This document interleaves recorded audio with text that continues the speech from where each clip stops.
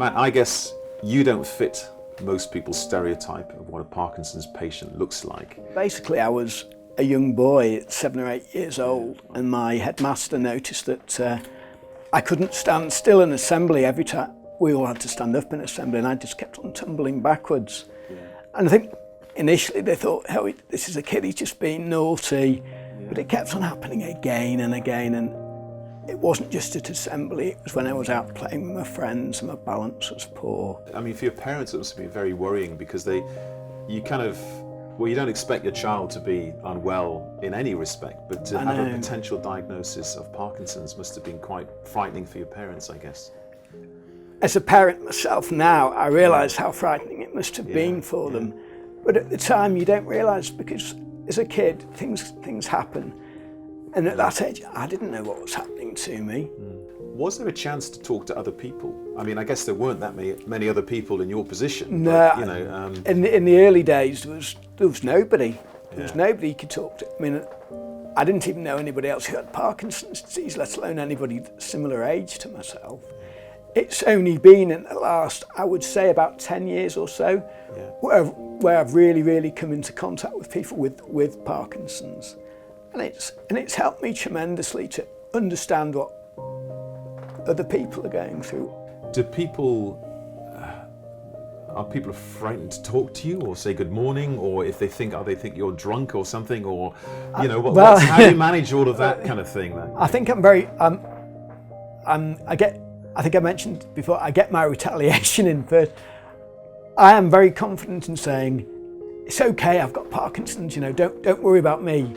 If I can sense that anybody's slightly worried about even saying hello, but I make a big thing about saying hello to people first and sort of breaking the ice, if you like. And say, for example, if children look at me and say, it's okay, I've got Parkinson's, and they'll then relay that to me. The story I usually use is The Wizard of Oz. I said, have you ever seen the film The Wizard of Oz?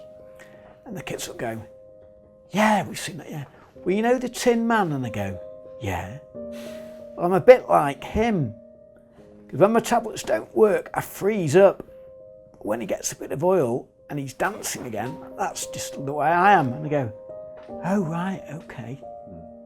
And and then they just toddle off and it doesn't bother them at all. I guess social media has played a huge part in people being able to share. So Facebook, all of the things.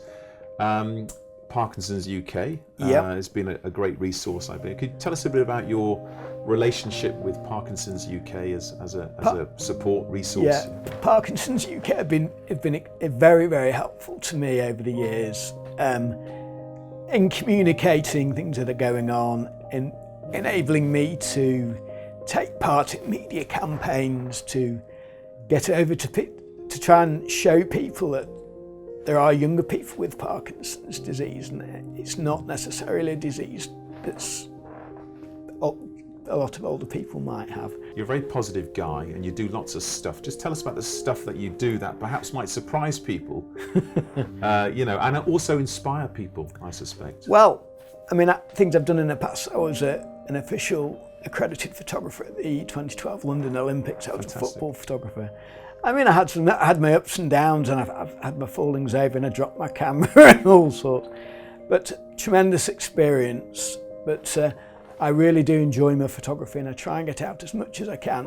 There are limits, of course, and it is frustrating, but there's so much you can do. Is there anything else that could be done better to help you or to help other people through this process? It's listen to the patients. I think listening to patients is absolutely crucial, because Parkinson's can be so different in each individual that you have to listen to each individual. It's not one thing will fix everything.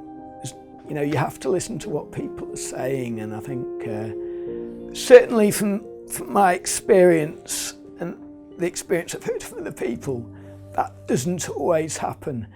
If you get the patients involved and get them to actually say physically to you how they're feeling and what's happening, that's crucial, and that's not enough of that is done, I don't feel. But there's been a number of false dawns with the NHS trying to share patient information, anonymized information, so nobody's personal details, but trying to share information to produce a better result, if you will, for patients, for payers, the taxpayers, for everybody really.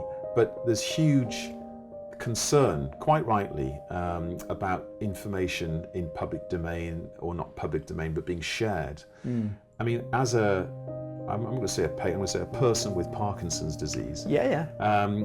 What would you feel about? Well, how do you feel about that? I mean, do you think that's a legitimate concern? Do you think it would be positive to be a little bit more open if it's going to help people with all the protections that need to be in place? I think certainly giving the information out, providing it's got the consent of the patient themselves, I think is brilliant. Absolutely brilliant. You can't get better than something from the horse's mouth, and the more they can do that, the better.